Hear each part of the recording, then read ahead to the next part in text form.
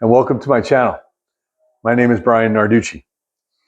Today we're going to make New York style pizza dough. We're going to make enough for one large 16-inch pizza.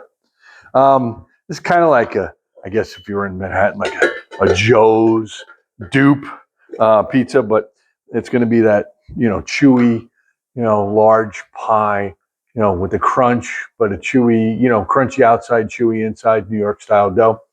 It can be used for pizza, stromboli, calzone, garlic knots, some of those things we're going to do in later videos. Today we're going to start out with 205 grams of warm water. I'm using a KitchenAid today, but you can surely do this by hand if you like. So again, 205 grams of warm water. I'm going to put the ingredients in the description as well, so you can follow along in the video. 205 warm water.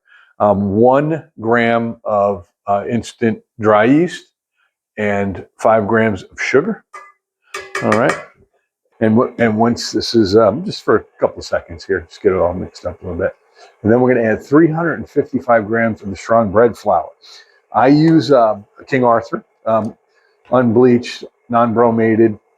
This one's pretty strong at 12.7% gluten forming protein content or whatever it is. So anyway, we're going to put 355 grams of this in. All right. Yeah, we're going to let this.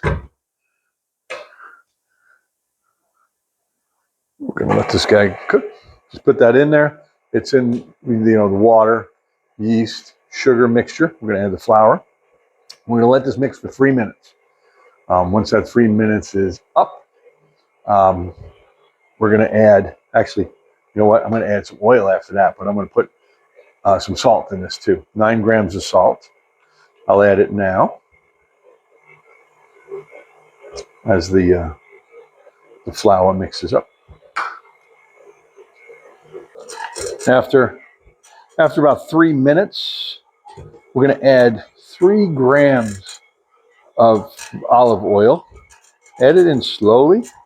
Just drizzle it in, like drip it in, because we're going to mix this for another 3 minutes. So, just let it incorporate, not too fast. You'll see it start to slip around. It'll start to flap out. That's why, try and just dribble it in. Like I said, we're going to let this mix for about 3 more minutes. Okay. After 3 minutes, get this off the dough hook. Let's see what we got here. So we got about 577 grams of dough. So once it's done mixing, you might want to let it rest for about 10 minutes. Like when in the pizzeria, they'll take it from the bucket and they'll throw it on the table, and then they'll start cutting it up. So it has that resting time of about 10 or 15 minutes before you ball it up. Would help it smooth out, especially if it's bumpy. Just let it rest and then it'll smooth it out when you're rolling it. Just a tip. So with this, you can split it in half if you wanted to make 2 smaller pizzas. But what I'm going to do is I'm going to roll it. I'm going to put some oil in my. This is just a little Rubbermaid little to-go contain, like a little plastic thing.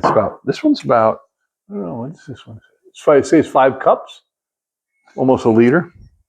So I'm just going to oil this up. I like it to use it for a little dough tin for this size pizza. So what I'm going to do is I'm going to roll my dough ball. So what I do is I start and tuck my fingers, spin it, tuck my fingers, push in, push in, push in, push in, push in.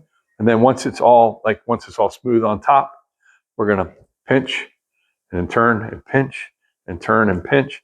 And then basically you get your thumb and your forefinger and pinch, pinch. Don't make it so there's no holes. And you pinch your way out. So all the way up. So that there's no holes. Right? No holes. Push it down.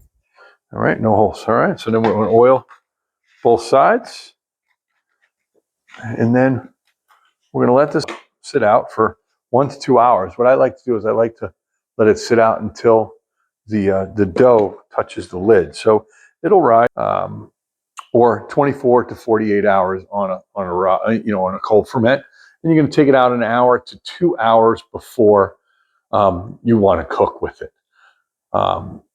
If you like this video, subscribe, give us a thumbs up, and we'll be using this dough to make some fancy things coming up in the future. So make sure you subscribe. Thank you for watching. From my kitchen to yours. Buon appetito.